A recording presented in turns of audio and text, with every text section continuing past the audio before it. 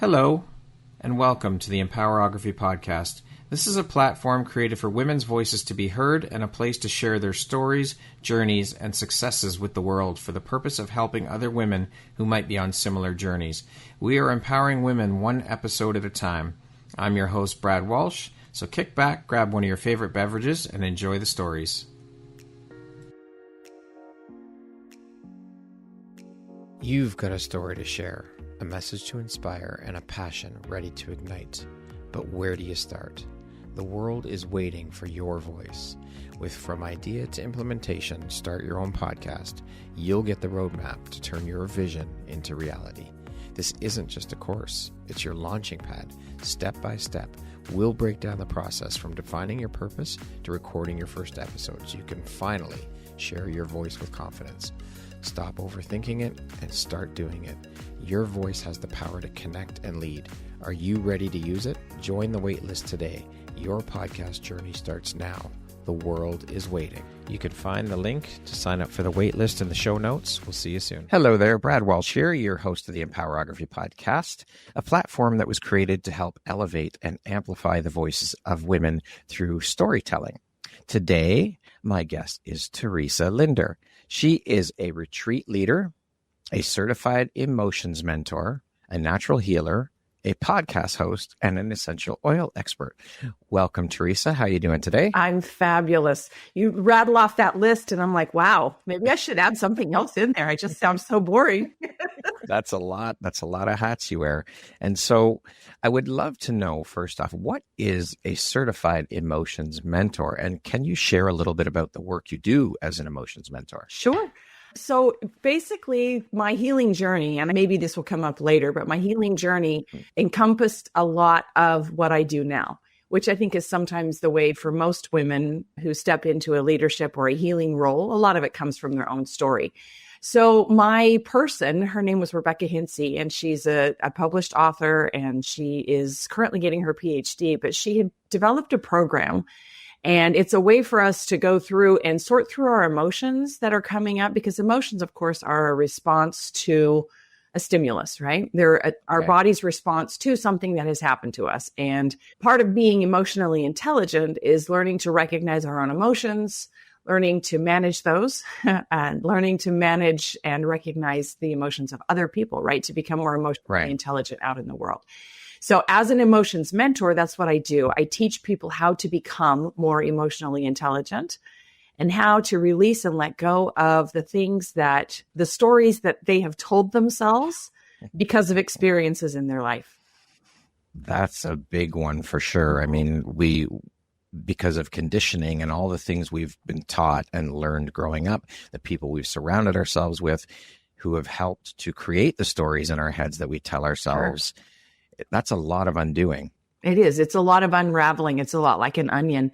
And I'm trying to think. I'm probably 28 years into my healing journey when I actually started to shift.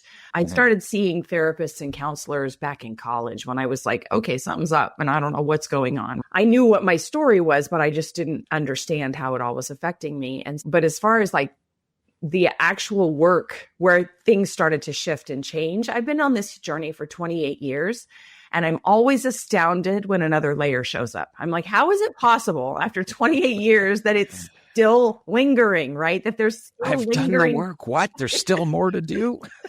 And it is possible because it's a deeply rooted cellular thing, because physically, of course, we show up based on our emotions, our physical body responds, and things happen. And even yesterday, I had just kind of a little meltdown, and I thought, okay, seriously, here we go. I thought I've already dealt with this shit. Come on. No. And I think that's important for people to know. The people who are listening and watching this podcast need to know that healing is a lifetime journey. It is not a one and done. It is not a pill. And I think it's not linear. We're a pill popping society where we're like, this will take care of it really quick. I don't have to stop eating ding dongs and ho-hos. I can just take this pill and my blood sugar will go down. And instead of actually addressing the root cause, when you start addressing the root cause, whether it's physically, emotionally, spiritually, it's a lifelong journey. Yep. I think this is also part of the conditioning, is that we've been taught that we're of a society that everyone wants everything now. No waiting, no patience. It's like you said, it's that magic pill or that magic bullet that people are always looking for. They want the easy way out. They don't want to do the work. Because it sucks. Yeah, it's hard because it's hard. Yeah, and we're taught that if it takes a long time to make a roux on top of the stove, buy it in a jar, right? Or if it takes a long time to heat up this meal slowly in the oven so that it's delicious, we pop it in the microwave. And healing is not that. And especially when we're dealing with emotions, because those are fluid and they change all the time. I love the cooking references because I do a lot of cooking. I watch your stuff and I'm like, that man needs to come cook dinner at my house, or at least bring over what he's cooking for his family. Teresa, what drives, motivates, and inspires you to keep going and excelling at all that you do?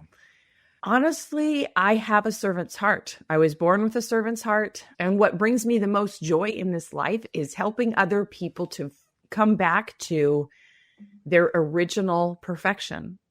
And by perfection, I don't mean having to be perfect. I mean that you were created in such a way that everything that you are deserves to be seen. And I love bringing people back to that space because it's what I was designed to do. And so it's really hard to ignore it when it just shows up for me. I mean, people come to me and they start talking to me, and within a minute or two, they'll say to me, I don't know why I'm telling you all my deepest, darkest secrets. I'm like, I do. It's because what I was designed to do is to receive and transform. And it's hard to not be motivated when it's right in your face, right? And when it's your calling and it's what you're meant to do, you can't not do it. Exactly. It just shows up and it just happens. It's in your DNA. Mm-hmm. It's in my DNA. Exactly. And we carry 14 generations of DNA. And so I come from a long line of happy serving Dutch people. And so I'm a happy serving Dutch half-breed, right? My dad was a whole bunch of other Europeans, but my mom was born and raised in Holland. And they're just very service-oriented people. So it literally is in my DNA. I think that's part of the reason why we're all here. Everyone is here to be in and of service to one another. That's part of our duty on this planet. Fully agree. And I also think that if people went back to serving others instead of themselves, I think that we would have a much happier society. I think there was a time when it was normal. It was normal to serve. And now it's an inconvenience. Now it's but what about me? And there's so much me focus. I think we've lost a lot of our human design in that process. We have, for sure. And that's come in part from all the conditioning, all the bullshit that we've been fed from the media and wanting everything now. Again, it goes back to that nobody has any patience anymore and everybody wants everything yesterday. Right now. Yeah. Yeah. We're like 2-year-olds. We're demanding things right now. Yeah. And to get back to that, to being in and of service. In order for us to actually be a happy, fulfilled society, because it's in serving other people that we find true joy. It's not in serving ourselves. And when you serve other people, what happens is you inadvertently become a happy person by just allowing the service. And so it's really a two-way street. It's a beautiful synergistic thing to do. Yeah, it brings me such joy to be in and of service to others, to help someone. If I can help someone out, why wouldn't I? It doesn't cost me anything except maybe a little bit of time. Yeah. But it makes you feel so good inside. And you're doing good for someone else. Yeah, it's a win. It's total win. And we raise the vibration of everything around us when we're behaving that way.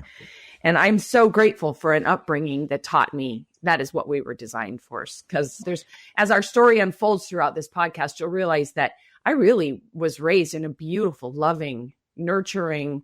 As a matter of fact, my 5 older siblings would probably tell you that I'm spoiled rotten, but I just say I'm spoiled. I'm just loved rotten, maybe, because I'm perfectly happy with who I am. I'm the baby of 6.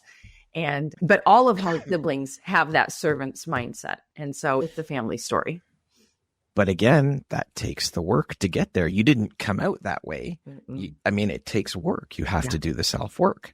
And that's the piece that people don't want to do because they're looking for that magic pill or magic bullet that they don't want to have to do the work. Can I just not take this pill and everything will be okay? Yeah, exactly. No, that doesn't And when work it comes to our health, it's the same story, right?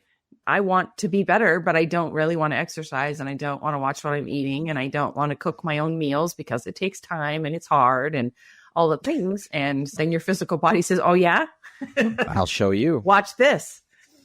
Exactly. Teresa, can you share with us what you were doing for a living before you made the jump into entrepreneurship? And what was the catalyst for that shift for you? Wow. So I was a mom of 4 boys. And it was not much of a living, but it was an incredible life.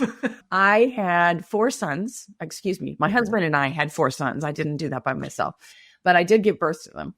Our oldest was 18 months when I had twin boys. And then 4 years later, we had another boy. And there's a lot of history that goes into the decision for me to stay home. Now, I dabbled in Mary Kay when I had my kids were probably in middle school, elementary school. I kind of played in that Mary Kay business. Again, it was about connecting to other women and serving other women. And that kind of petered out over time. Things got busier. I was an accompanist for all of the choirs in Iowa, in the town we lived in, Iowa, which gave me tremendous joy. And as we talk about my story, one of the main key components for my healing process has been music.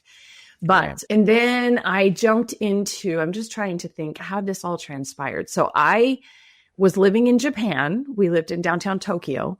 And my husband's cousin, Rebecca, who happens to be the one who was my mentor and taught me all the things and got me upright and moving in a really great direction, she came to visit us in Japan. And she came with kind of an ulterior motive. She came because she wanted me to start using essential oils and selling essential oils. So I started doing that in Japan. It was kind of inadvertently turned into a business because when I first started using essential oils, for me, it was like coming home. I grew up in a very natural environment. My mom had a book of natural remedies. And I remember when I had pneumonia one day, she took a hot mustard pack and put that on my chest to help pull the toxins out because we'd been to the doctor and nothing was working. And so I grew up, my dad ate tree bark as he aged and as he had MS and he was trying to make sure that his digestive system continued to work. He literally ate a teaspoon of tree bark. It's called Cascara sagrada every day. Okay. So for me, using an essential oil, which is plant medicine, it was like, oh, of course this makes sense. This is what I did my whole life. It took a little longer for my family to come along for the ride. They were like, okay. My kids would always walk around the house singing My Mom, the Witch Doctor, she'll tell you what to do. That was really funny. They were hilarious. But now they'll call me, Mom, is there an oil for? As a matter of fact, I had that call yesterday from one of my sons. Mom, what can I do for? That's so funny. Yeah. So then I started using essential oils, loved it, started sharing with my friends on accident, built a business out of that, and then came home and continued to do that. And it was in that process of transforming myself. I was on the booster club, of course, because my boys were all playing football. And so why not? I was there anyway. And this was in Japan. And I started planning events and started really loving planning events. Like I planned Spirit Day and all those things. And I loved the process. Looking back, of course, that's how life is lived, right? We look back and go, oh, I see what part that played in my journey. Then I came home and I had one son left at home. He got through high school and the wheels fell off my bus. Because I was like, who the fetch am I now? All my kids left. They're all successful. They're happy. They're educated. As happens to so many women. Yes. And all of a sudden I was like, what? Who am I? As a matter of fact, I have a sticky note right here on my computer that says, who am I becoming? Because I had to remind myself that I'm not done yet. Even though my kids all graduated and left home, I'm still in the process of learning and growing and becoming something. Now, I will always be a mother, right? I mean, I don't sever the ties just because they left, but I'm also much more than a mother. Yeah. And so then I jumped into my business, and that's when I started developing women's retreats and drawing women to me because the connection was so important. And it was what I was designed to do. So the first retreat that I offered, I thought, how have I not done this my whole life? It was the most invigorating, inspiring, peaceful, energy charged thing I've ever done. I love it. I was like, okay, this is what I was designed to do. So here I am And then I just started to do a podcast because I started meeting women in my life who were so amazing that I thought their voices need to be heard, which is very similar to what you're doing, right? Mm-hmm. There's so many women who have phenomenal stories and they have turned their mess into their message. And Yep. I wanted to showcase them. So now I have my own podcast. So that's I how. love it. So you asked me what I was doing for a living. I was raising boys and learning how to become Who what I you was are. designed to become. Yeah. Yes, I love that. And connection, that connection piece is so important. I think that's one of the foundations for everything Yeah. is connection. It is connection, community, and collaboration are the 3 C's in my community. Those are 3 of the most important pieces of the puzzle, I think. Yeah.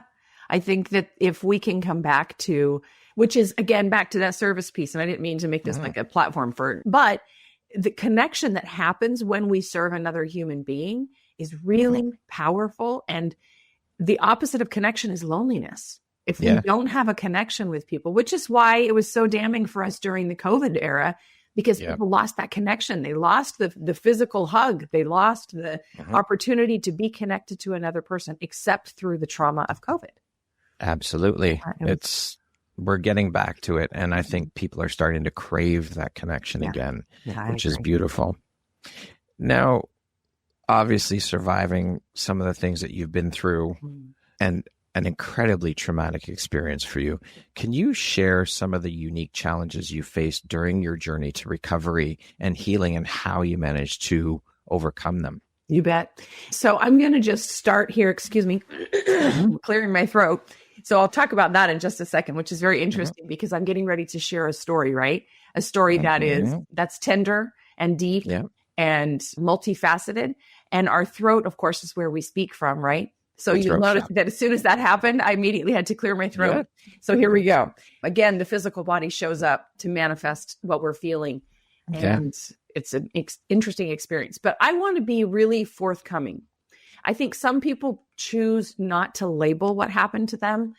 I was a victim of childhood sexual assault. And it was not violent. It was not from a stranger. It was from someone that I loved and trusted. And I was very young. And the challenges that brought forth for me, which again, looking backwards is how we heal. And my thoughts about myself, I think, were the biggest challenges for me, because I believed that if I ever said no to someone, I would lose their love. Okay. So it's a strange and twisted way to look at the world. And so I was a people pleaser extraordinaire. My mom constantly commented on how peaceful and wonderful I was to have around because I never pushed back on anything, right? Right. Because the story that ran underneath is if you push back, you will lose love. And that was a tricky thing to navigate. Looking back now, I'm actually this is going to sound insane, especially for those of you who are still stuck in your story. Those of you who have identified with the abuse that happened to you in your life and you're feeling like it is who I am. This is going to sound harsh, but I just want you to know something. I'm grateful that it happened to me. It's a hard thing to hear because you're like, what the hell? That is wrong. That is wrong to be grateful. But I am, and here's why. Because the lessons that I learned through that experience and uncovering who I truly am, the beliefs that I built through that experience about myself and unraveling that has given me an empathy and a compassion for other people that I would not have developed any other way. Mm-hmm. And people inevitably, and I wish I could explain this. I think the only thing I can say is it's got to be energetic, but people are drawn to me who've also experienced sexual trauma, and people will tell me, hey, I don't know why I'm telling you this. And I'm like, I do. I must be sending out the radar that says I'm a safe place. So I wouldn't trade that for anything, because the opportunity that I have to shift people and teach people about the truth around forgiveness, which is huge. It's huge, because if we can learn to forgive the basis of human behavior, which is what sexual trauma is, it is the basis of human behavior, second only to probably taking another person's life. Yeah. It's a complete violation of trust and a complete violation of of humanity, really. It isn't, it's not natural. And Yeah. so when we experience something that goes against the laws of nature, our spirit knows better. Our spirit knows something is not right. But if we don't have a way to heal, we don't have a way to get through it, we then become stuck in our story. So I can't imagine anything more powerful than teaching other women the power of true, radical forgiveness. It isn't just I forgive you, but I no longer. I think it starts with forgiving yourself. Oh, 100%. 100%. And again, I think that's the hardest part, honestly. Yeah. We need to state that forgiveness isn't even for the other person. It's for you so that you can carry on. You can remove that weight from your shoulders. I grew up hiking in the mountains of Northern California. My dad, he supervised the building of the Pacific Crest Trail that goes all the way from Mexico to Canada. So that's where I spent my life, right? Anytime my dad would take us to work, my dad would say, okay, stay here. I'm going around the corner to blast this one section of trail. And we'd feel the mountain shake, and then we'd walk on the new trail. And as someone who hikes, whatever you choose to put in your backpack, you're carrying. It's heavy, right? And then sometimes if we just stop for a second, there's certain things in our backpack we don't have to carry anymore. And that's what forgiveness does. It takes the weight out of the backpack. You still carry the backpack. It's still part of my story, right? I mean, it's part of my journey, but it's not heavy anymore. And you've thrown the rocks out. Yeah, I took all the rocks out and I left them. I left them where they lie. And in many cases, in a very physical way, I have gone through that healing process of actually putting rocks in a backpack and hiking and stopping every once in a while to take out a rock and write something that I was ready to let go of. And I encourage anybody to do this. It's a phenomenal exercise to leave it, write it on the rock and leave it and let nature absorb all the pain and all the story and all the crap, because nature is capable, right? We forget. What a powerful exercise that would be. It's phenomenal. And I've done it for youth groups that I've led. I had them carry rocks. And as a matter of fact, I had all their friends put rocks in their backpacks because the rocks come from other people. And sometimes they come from beliefs in our own that we have designed in order to survive. Yeah, absolutely. Wow. Thank you for sharing that. That is so powerful. Thank you for your vulnerability and sharing. Yeah. It's only in our vulnerability and our authenticity that we actually heal. Because for me to sugarcoat it and say, yeah, I had a traumatic experience growing up, that doesn't compute to somebody who has been a survivor of any sort of sexual trauma. Hearing you have a trauma as a child doesn't automatically go there. And it could be anything. But I feel like we need to give it a voice. And can we just take the shame out of this, please? Can we please take the shame out of having experienced sexual trauma?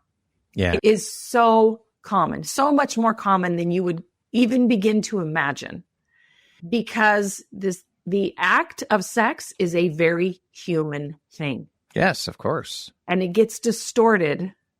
We're not allowed to talk about it. You shouldn't talk about it. And wait a minute. Because why? Do you forget that's how you got here? Yeah. Yeah. And it isn't even just that. It's why do we carry the shame that this happened to me and I'm responsible? Even if you are responsible, we still should talk about it. We should talk about the trauma that happens around it, because then we take away the power, right? But Mold grows in the dark.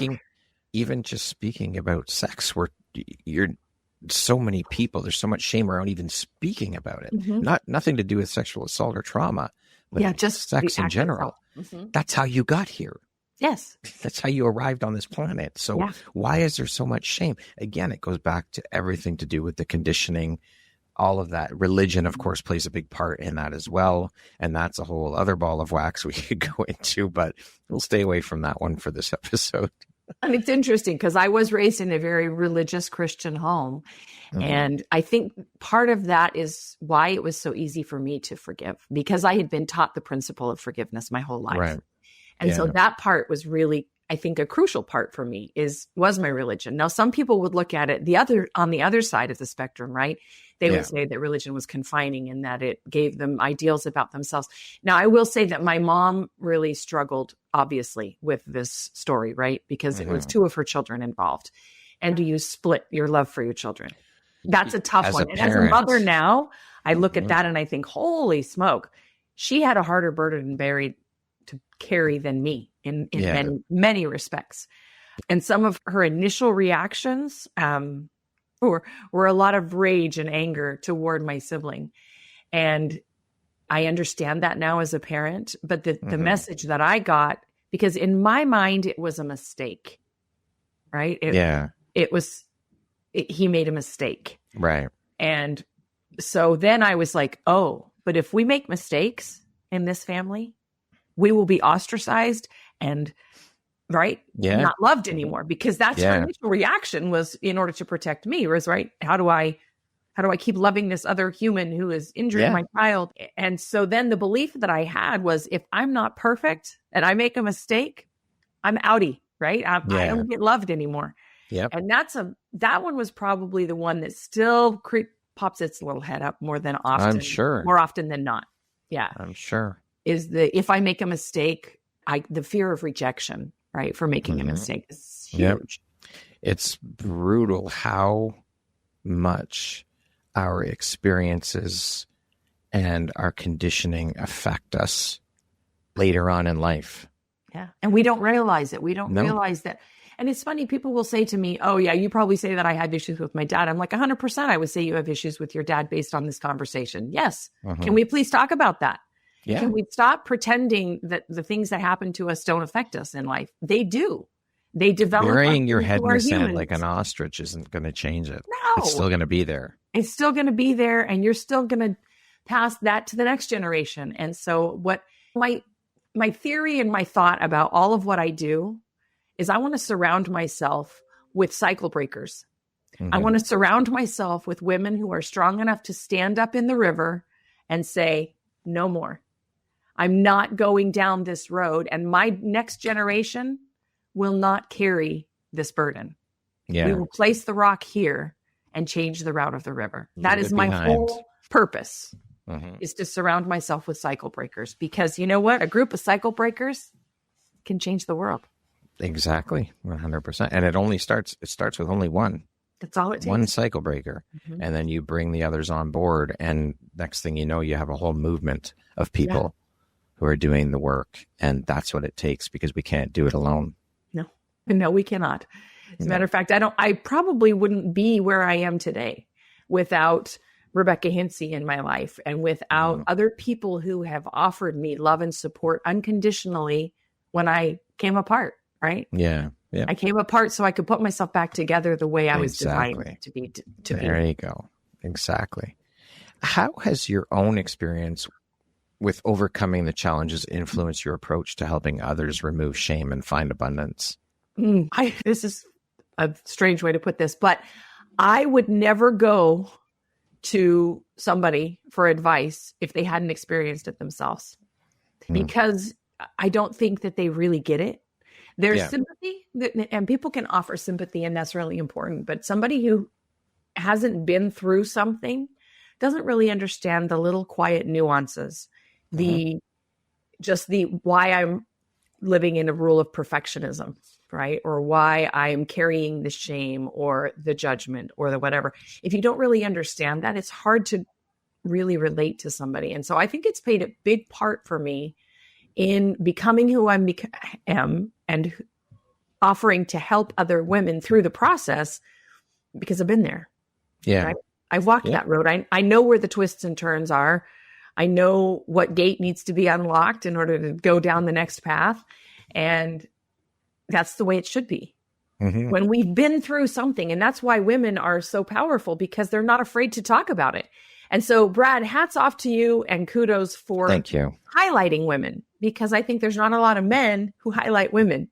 I think men like to highlight each other because it feels good.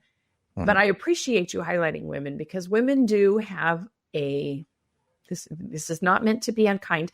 Women have a natural desire to nurture. For sure. And to heal and to help. It's just how we were designed, right? It's what allows us to nurture our children. Yep. And by doing so, I think that we create a tremendous movement when we can link arms and when we can have our voices heard. So thank you for providing a platform for women to be heard and to share their stories. Like we said, it's in me, I can't not do it. This is why I was put here on this planet, is to do this work. And I think that, I love that you said we need to link arms, because I think that we need to remove this masculine versus feminine bullshit, and men against women, and men are more superior than women, and all this bullshit. And we just need to link arms, come together, stand shoulder to shoulder. More men need to get on board with standing shoulder to shoulder with the women in their lives, because again, we can't get this done alone. But together we surely can. Men can't do it without women, and women can't do it without men. We need each other. 100%. And that's the only way that we are going to be able to make change in this world, is to work together as human beings. Remove the labels. Let's just say we're all human beings. We all bleed the same color. We all came into the world the same way, and we're all going out the same way. So why don't we just come together and work together? Because men have certain strengths and skill sets that women need, and women have certain strengths and skill sets that men need. So how about we cast aside the bullshit and just come together and lift the vibration of the planet together? Amen. That's it. I just, the whole need to compete is with somebody, whether they're, to say somebody because they're a doctor is better than a person who is a mother, or to say somebody who has a certain degree is better than someone who doesn't. It's just crazy to me. It is. Because it isn't our education that makes us valuable. Nope. It isn't the sex we were born with that makes us valuable. It isn't the way our body's shaped that makes us valuable. It isn't the color of our eyes that makes us valuable. It is, in fact, who we are inside. Our spirit, our humanity is what makes us valuable, and our experiences make us valuable. And we are all unique. We all bring gifts to the world that the world needs, and to each other. So if we come together and support one another, lend those gifts to someone who doesn't have the same gifts as you do. Yes. How much shit will we get done in this fucking world? We will complete and conquer so much, and it needs to happen. And we could have forward motion instead of going side to side, never moving forward. It's a waste of time and energy. It is. It is. To judge another being, to spend your time pointing fingers at other people. It's a waste of time. It is. Listen, we've all done it from time to time. I even still do it. Yeah. Yeah, of course. But I think having the self-awareness to realize and catch yourself when you're doing it and stop it, and just put yourself in have the wherewithal to put yourself in someone else's shoes to see to try and think of what they're going through. I don't know. I really think we need to come together and work together as a human race. And that's the only way we are going to get shit done in this world. The only way. And sometimes it feels small when you and I are sitting here talking, and I'm like, there's billions of people who are living on this planet right now. And what does my voice lend? But I'm just going to tell you that your voice matters to the people who hear you. For sure. And even if that's only one, I'm just one. But it starts with one. Yes. And did my healing journey happen because somebody offered me skills and a way through my story? Absolutely. I could not have done this by myself. Yeah. And because of that, now I have created a podcast and I lead women's retreats. And so let's say that in the course of my lifetime, maybe I influence 1,000 people, maybe, maybe more. But what if those 1,000 people influence 1,000 people? That's it. It's the ripple effect. Yes. And we talk about the growth of money, right? And how it grows exponentially. The growth of humanity should happen the same way. Yeah. We can't allow the bad things that happen to us in life to shut our mouths and put us in a closet. Because when that happens, we are depriving society and the people in our circle of the power that comes through growth and change. Yep. We're depriving people of the light that we can bring to the world if we allow the world to just shut us up. Yeah, absolutely. We all have a story. You don't know how many people, how many women I've spoken to that have said, I don't have a story. Yes, you do. Yes, every single person on this planet has a story. And I believe that it is your duty and your responsibility to share that story with the world, because that is someone else's life raft. Yes. Yeah. Even if you don't think it is. It is. It will help. If you share your story, I can guarantee you that it will impact and help at least one person. And that's, again, it goes back to, that's how we start. It starts with one person. So yes, it's not easy to share your story. It's not at all. There's a lot of people who are scared of being visible and sharing their story because of what other people will think, or shame, or all of these things that we've been conditioned. But you have to be brave enough, reach down inside and find the courage to do it, because you will help someone. And again, it ties right back to that being in and of service to one another. Yeah. You could change the trajectory of someone's life just by being brave enough to share your story. Yeah. I mean, I have a few people that come to mind, and you know what? As a healer, sometimes it's daunting work, because you think, oh my goodness, this person is really struggling and they are not quite there. They're not willing to release. They're not willing to let go. They're hanging on. And it is a lifetime pursuit. When I work with somebody, it's not like okay, you purchase a package for 5 sessions and then you're going to walk out healed. Yeah. It's a process. And the craziest, most magical, wonderful thing happens. One day you can look back, even if it's somebody, like I've lived in a lot of different places, and I will see somebody that I have worked with personally, right? Many times just out of love, not because I got paid to do it, but just because somebody that I worked with for a long period of time. And it's almost like I don't recognize the person when I come back to see them again, because they are so different than the person that I met. The kleptomaniac who was sneaking through people's dog doors to steal things because she had nothing. And now to watch her, and she's thriving and she's helping other women. And I'm like, holy smoke, that is beautiful. Yeah. It's the most beautiful experience. Yep, it is. It's powerful. And that's what it's about. Again, being in and of service, sharing your gifts to help another human being. What is one of the biggest misconceptions that people have about emotional healing and mentorship? That it's fluffy, that it doesn't have, that it's really not something we need to talk about. We don't need to talk about our feelings, right? There was a whole generation, I think probably my parents' generation, they were fully in survival mode. Those who were coming out of World War II and moving into society, they were fully in survival mode. So talking about your feelings was absolutely not something that was important, right? It was, where are we going to get our next meal? Can I interject something there? Yeah.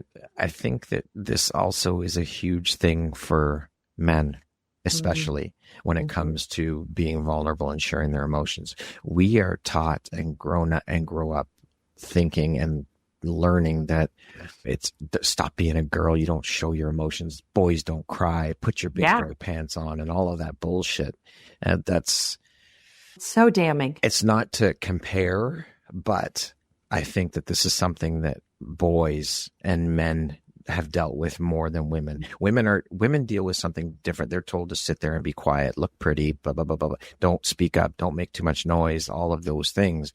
But boys are taught, don't show your emotions, which of course leads to a volatile situation later on. Sure. Because they're in there. Everyone has emotions.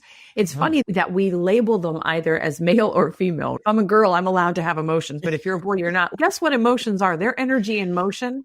And because you are an energetic being, every single person on this planet has emotion. We are emotive beings, period. Yes, it's who we are. Why do you think we created emojis? Because they're emotive, right?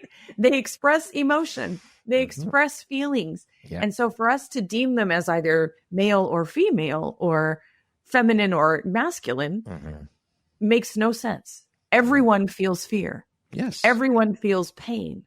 Everyone feels excitement and elation and joy and sorrow and all the things. And so for us to put people in a box where they're not allowed to express that, it's a problem. And what we have now is we have a society of men who are having heart attacks and men who are developing all kinds of health issues because they hold them inside. And this is when we start getting fluffy. So hang on for the ride. Yeah. But our physical body is a representation of the things that we feel and the way that, and of course our DNA, I don't discount that part of it. But the things that show up in our body when they're health concerns almost always have a tie back to emotion. So our sinus cavity, for example, in our face, That's where we hold control. Yeah. So if you meet somebody who has chronic sinus infections, and it isn't because of some physical misformation, but they have chronic sinus infections, if you start to dig, you will find that they are somebody who constantly feels the need to control the things around them. Even think back to earlier in the interview when I asked you about your experience. It 100%. started to manifest as, I mean, it's not disease, dis-ease, and what you experience are very different. But just to show you a little example of what happens when we tie into the emotion that's there around the stories, right? Yeah. It manifests in things like that and dis-ease. It becomes very important for you to start paying attention to your body. Self-awareness. And yes, it comes back to self-awareness, right? I mean, the emotional quotient, I can't think of who wrote it. Daniel Gorman, maybe? EQ. Anyway, sorry if I've given the wrong information here. But emotional intelligence is actually much more important than your IQ. And the reason is because it is what allows us to flow and in and through society, right? It's when we are self-aware and we're self-regulating, right? Because we can be self-aware and still be a turd, right? Yeah. I mean, I'm aware that I'm a jerk. Oh, okay. That's nice for you. But the rest of us are a little uncomfortable because you're a turd. But if we can become self-aware and then self-regulate and then become aware of what other people might be feeling and then societally regulate, right? When you know somebody's in pain, walking up and stomping on their foot is a stupid thing to do. Yeah. But there's a lot of people who, in an emotional way, do that to other human beings because they refuse to see the humanity in other people. They refuse to see and recognize that person is in pain. There's a saying, and I don't know who said it, but hurt people. Yes, absolutely. Right? And so when somebody's hurting you and it's intentional, there is pain behind that. Now, hear me very clearly. If somebody is hurting you, you are not required to stay. Okay? You're not required to stay and take the abuse. But it's about being aware, okay, this person probably has some stuff they need to work through. It doesn't mean I have to stand here and allow them to take out their frustration on me. That goes back then again to self-awareness. Yeah. What am I feeling? How am I managing myself? And then recognizing, okay, I don't need to be here. This person needs to heal. The forgiveness piece plays a part in this huge too. Yeah, everybody does. Everybody plays a piece. And the more you stay, the more you enable. And so I'm saying that, yes, we can look at humanity and recognize that hurt people. Doesn't mean we have to allow them to continue to hurt us. Yeah. But it's in the recognizing that somebody is in pain, and that is why, that allows us to forgive them. And the forgiveness then makes my backpack very light. I don't have to carry their burden. Yeah. Because what they're doing is bad behavior. I'm not going to say, let me pick up your bad behavior and I'll put it in my backpack and carry it around for the rest of my life. That's what it means to be emotionally intelligent. It means to look at another human being, say, I see you. I recognize that what you're experiencing is hard, but I will not allow it to destroy me. Yeah. So that it's the full circle of emotional intelligence. I love it. So that's what I do. When I say I'm an emotions mentor, it's a weird thing because you're like, how do I mentor somebody through their emotions? I teach you how to be more emotionally intelligent. Yeah. I teach you what shame looks like, where it comes from, why you carry it, and how to let it go.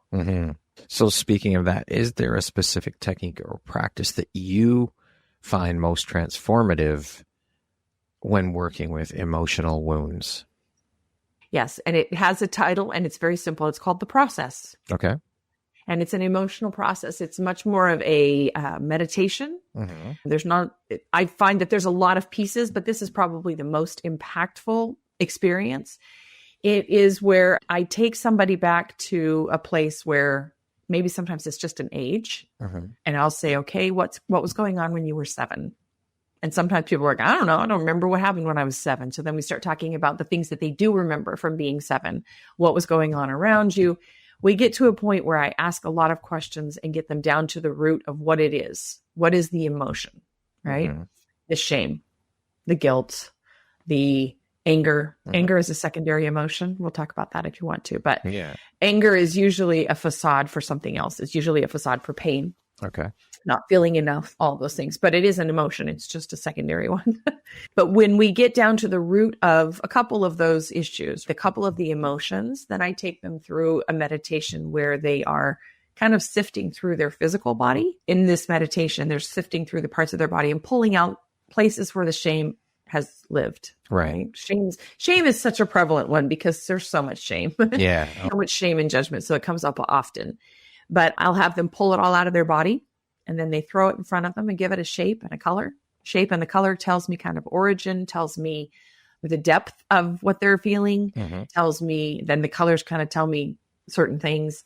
And then I have them basically cast that into the light of the sun and watch it disappear. And then the key part is anytime we remove something from our emotional body, if I've taken shame and I've removed it from my toes to all the way up to my brain and my fingertips, there's empty space. Right.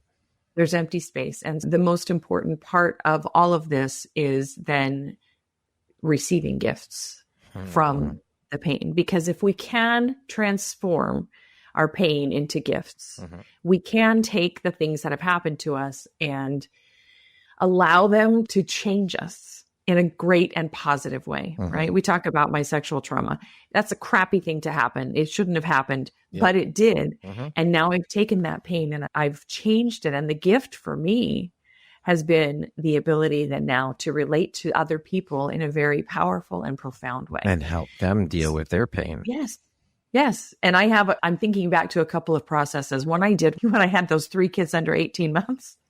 My husband was traveling internationally. So he was home 2 weeks, gone 2 weeks. And for those of you who have partners who travel, when you come home with jet lag, so it wasn't like he was in Iowa and then he came home to Indiana. He was in Japan and then came home to America, right? So he's jet lagged. I felt very alone in this parenting role that I was doing. Because then he'd come home and he'd bring home, because he's my husband, he would bring home swords for my children.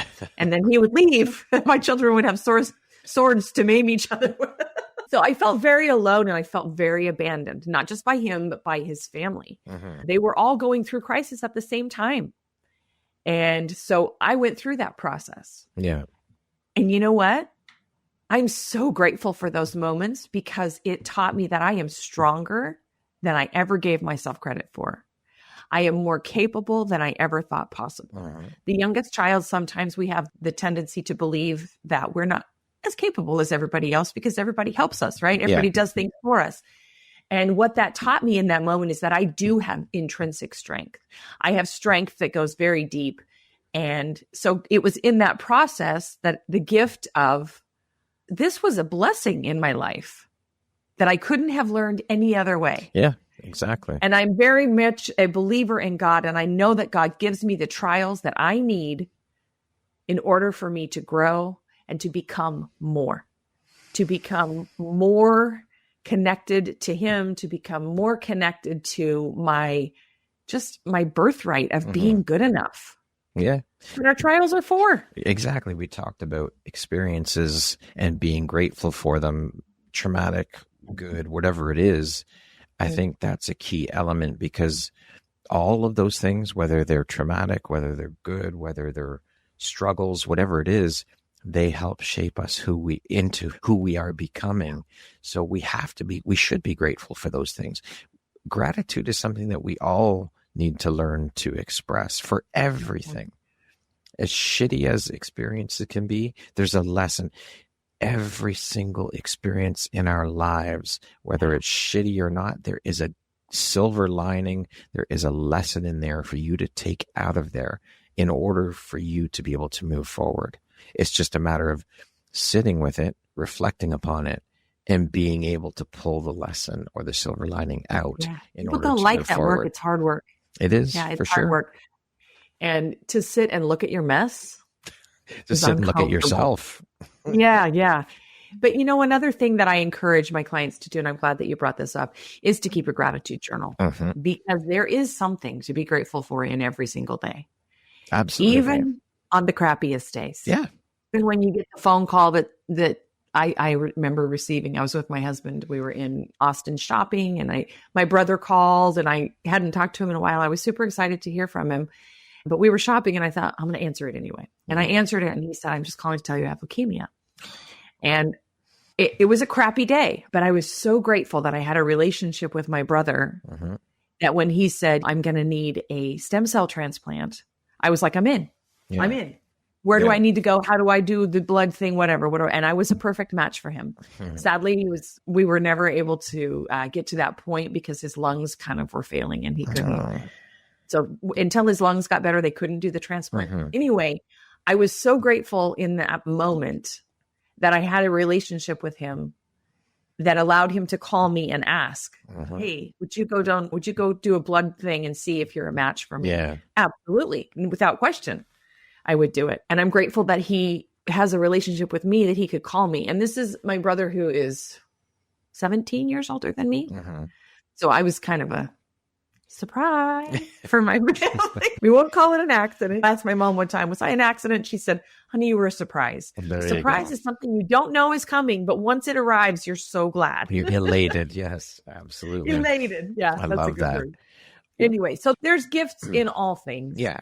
Even the hard things. And so I do teach people, keep a gratitude journal, even if it's one thing every night, just write something down that you're grateful for. Yeah. Putting pen to paper is a great way for your brain to process through. Dump and release.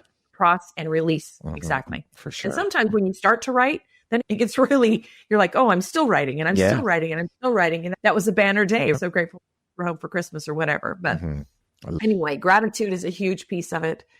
Forgiveness is another piece.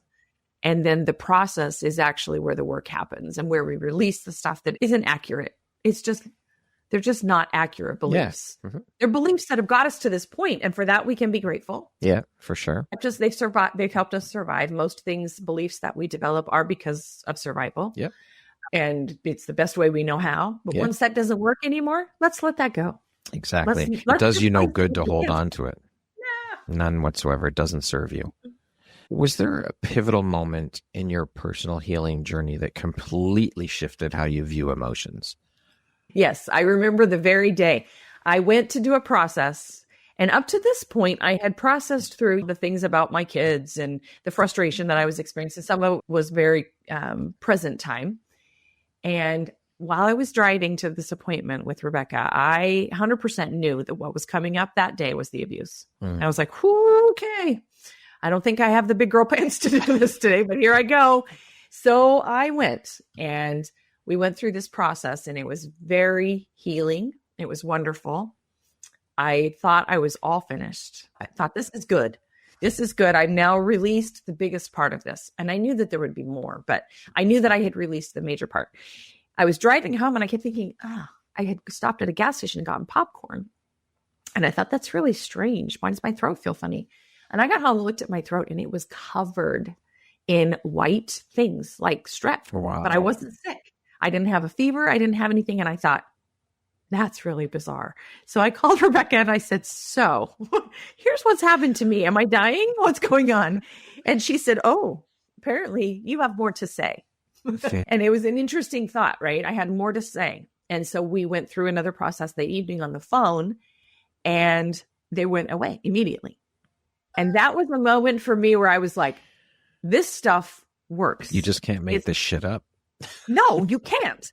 And it was the most bizarre experience for me because I knew that physically my body was a mirror for my emotions. But that was a very real experience. And it was in that last release of those emotions where I thought, okay, my body was ready to let go. And if you see this poison, you see, I hate this word, pus, right? But that's what it was. It was toxic. Yeah. And it was the stuff that needed to be released. And when we hold on to trauma, when we hold on to the things that we think are keeping us safe, we create toxic environment in our bodies and in our emotions. And so through the process of using essential oils, right? It's all been a process my whole life. But now the essential oils are huge. They're pattern interrupters for things, patterns, beliefs, systems that don't work. I can breathe in something. If it's the oil of self-love, I'm like, oh, it hits me right between the eyes. And then I am able to shift. And so that tool, along with the process, along with the gratitude, along with the forgiveness, right? It's a multifaceted way to heal, but it is how we heal. Beautiful. Is we have to incorporate all the things. Yeah, for sure. Yeah. I love it. Thank you for sharing that, Teresa. Now, you've mentioned this a couple times throughout the interview. At the beginning, I mentioned you're a podcast host. Can you share with us a little bit about the podcast, the name of it? Is it interview style, solo episodes, maybe a mixture? What is the subject matter of the podcast? And what was the inspiration for you behind starting a podcast? I was trying to figure out what I wanted to do for my business and how I was going to market. And I went to a retreat. And it was all very cerebral. It was very marketing. It was, this is what you need to do. You need to build this funnel. You need to do these things. And my little ADHD brain was having a nervous breakdown. And all of a sudden, the leader looked at me and she said, you need to do podcasts. And I was like, and you know how when you hear information that is so right for you, it's almost like you get a little, she calls it a whoosh. But I'm like, yeah, I do. And so then I was like, I don't know how to do a podcast. And she goes, well, here, let's get you set up.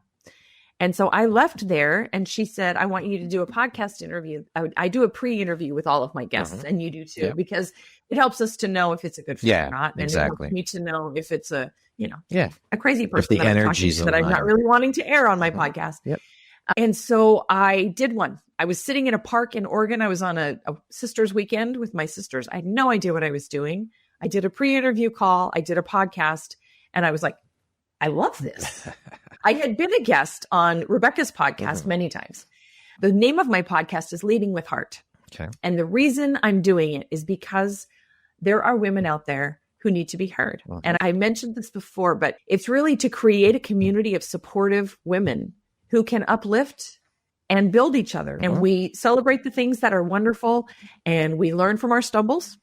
That's part of my introductory piece. And we learn the secrets to leading with heart. What does it take to lead other people with your heart and not with I had to eliminate the masculine energy from my brain that says, this is the doing list, right? I had to create the being list. Yeah. And who am I becoming? And so I started doing a podcast as a way for me to get to know other women so that I would be able to invite them to my retreats. But now it's all just part of this big package. It's part of Teresa Linder Wellness. I love it. It's the only thing. It's what I do. I work with the physical, the mental, the emotional, and the spiritual. The whole body. Package. Our whole enchilada. An enchilada without all the parts is not an enchilada after all. That's right. Teresa, what do you think your unique skill set or superpower is that's helped you become successful? This is going to sound really arrogant for just a minute, but I'll clarify. It's love. It's my superpower. I was born with the ability to love completely and wholly every person that I meet. To be able to see, I'm getting emotional. To be able to see the light that exists in every person, even the broken. I don't know. I don't like to use that word. I don't think anyone's broken. I don't like that word when it comes to people. I think that people need help. People need support. People need guidance, but I don't think anyone's broken. I appreciate that because you're right. They're not broken. I think they have put themselves together in such a way that parts need rearranging. They need to be rearranged. Puzzle pieces aren't fitting together. Exactly. And there's an art form in Japan where they take broken pottery and they repair it with gold. And it becomes 10 times more valuable. I wish I could think of the name in Japanese. I have the picture on my wall, but it is beautiful because it has been broken. And so when I say broken, I mean people who have had things happen to them in their lives that have led them to a place where they no longer are able to see their value in their life. Yeah. And I think for me, that is my superpower, is I can see the light in everybody. That's a beautiful gift for sure. Speaking of success, how do you define that word? What does success mean to you? It isn't a paycheck. Wow. I really am not sure how I defined success because it's an objective term. For me, success is watching another person have an aha moment. It is watching my child relinquish that facade, I'm the man, and it's watching them melt into me.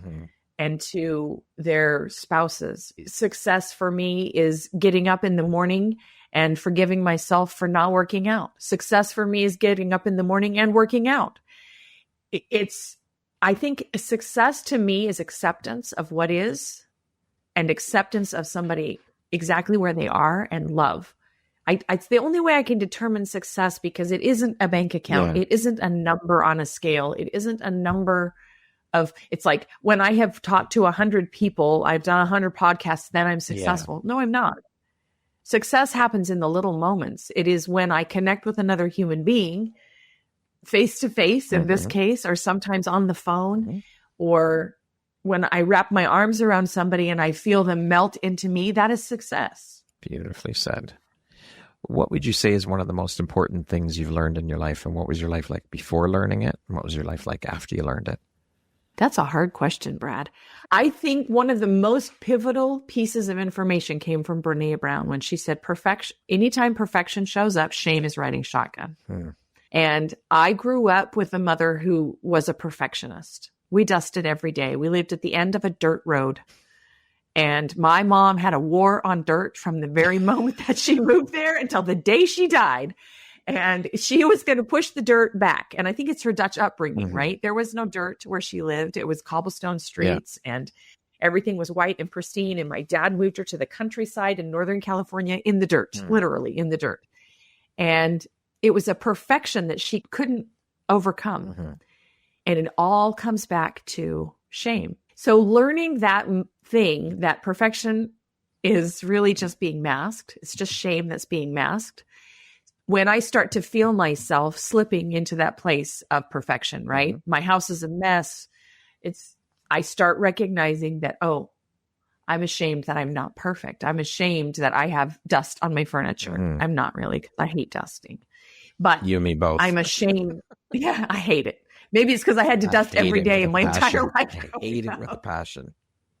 And my mom made me move every picture frame every time we dusted. And we have a very big family. I hated dusting. Anyway, beside the point, what I think that was probably the most pivotal thing for me, because now I have grace for myself when I step into perfection. When I step into, if only my house were perfect, then I could, right? Then I would, because then I recognize that the truth is that there's shame and I can release that. Yeah. I can't release perfectionism. It's part of my upbringing. It's part of my DNA. It's part of who I am. But I can be a recovering perfectionist, and I can recognize that when perfection shows up, shame is always in the back seat. It's the reason that I'm driving for perfection. Now, yeah, go ahead, continue to strive. I think that's really important. But that was a catalyst moment for me, because I was stuck so much in that perfection story so often that I was like, oh, I don't have to be perfect. It's okay, because I can release the shame. There's no shame. Yeah. Throw that rock out, leave it behind. That rock is gone. And so that was a big transformation for me. So thank you, Brené Brown. I'm sure she'll never hear this, but you never know. I would love to have her. You never know. Oh my God. Hashtag Brené Brown. For sure. I'm sure she reads all those. What does the word empowerment mean to you? I think it means tapping into your intrinsic power, the power that resides inside of you. It's in all of us. And so empowerment means to express the power that exists inside of you. And I think we use it. Sometimes it's a buzzword. I feel so empowered. Yeah. What does that mean? It means that I am tapping into my authenticity, my truth, my reality, and I am stepping into, right? It's an action word. And so I think it's stepping into power that you have that exists inside of you. Beautiful. Okay, we're going to jump into a little rapid fire section. So the next grouping of questions just be 1, 2, 3, 4-word answer type thing. Okay. You got it. What is one of your favorite quotes? Ooh, it is the one by Theodore Roosevelt. I have it on my wall. It is not the critic who counts, not the man who points out how the strong man stumbles, and you can look up the rest. If you could teach the world one thing, what would it be? I would teach the world that we were all designed to be exactly who we are, and that who we are is perfect. It is always enough. What is one thing you want but cannot buy with money? What is one thing you love about yourself that is not related to your physical appearance? I love that I can play the piano and sing at the same time, and that That's a gift. It's just joyful. That's beautiful. It's just joyful. What is your favorite self-care practice? I have a couple, but probably playing the piano when I'm really, my husband always knows, my kids always knew. I have a particular song that I play, and it's Sonata Pathétique by Beethoven. And the first movement starts out with just a bang of a chord. Mm. And my kids knew when I played that song, they were in deep knew that I was trying to process through allowing them to live. I'm like, this song will allow you to live. Just leave the room. So I think probably music has been my biggest self-care. And then the other is walking or hiking, being in nature. Beautiful. That concludes our rapid fire section. Now back to our regularly scheduled program. I threw in, that was fun. I threw in a little bonus question that I did not send you ahead of time. If you could take one feeling or belief and bottle it and give it to people, what would it be? One feeling or belief. Honestly, the belief, it's love. It comes back to it every time. I don't know. There's not another thing I can say. If I could teach people that they are worthy of being loved, mm-hmm. that's what I would bottle and sell. Okay. Is the ability to love yourself. That's an important one, and so many people struggle with it. If you could step into my shoes, what question would you have asked yourself that I didn't ask you? Gosh, you asked some really great, insightful questions. Thank you. I received that. And you should. What did you not ask me? I don't know. You asked me a lot of things. Maybe what was my favorite movie? Okay, what was your favorite movie? The Sound of Music, oddly. How fitting. How fitting, indeed. It came on every year, and it was like a thing. It was my mom's favorite movie. My mom was also a singer, and so we would prepare for The Sound of Music. And so to this day, I know every word of every song in The Sound of Music. We listen to it constantly. Wow. And it's inspiring. All right. If you had the opportunity to sit down and have a 1-hour conversation with one woman, any woman in the world, who would it be and why? Honestly, I have to say Mother Teresa of Calcutta. Okay. I think she embodies who I wish I could become, and perhaps I am becoming. Someone who spent her life serving others with such deep love that whoever crossed her path felt that love. And I would love to just sit with her. Yeah. I wouldn't even have to talk. Just I think sit just beside to be her, in the sit in her same room with her. Yeah. Mm-hmm. Yeah. If you could go back and give your younger self one piece of advice, what would that piece of advice be? Oh gosh, this is so easy. You are enough. Mm-hmm. Lastly, if you were to deliver your last 30-second speech to the world, your tribe, your people, your corner of the world, what would that 30 seconds sound like? What words of wisdom would you impart? It would sound exactly like this.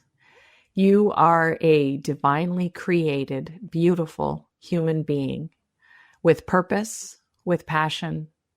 And apparently I would cry. My dad used to always joke that our bladders, we were built upside down, our bladders were behind our eyes.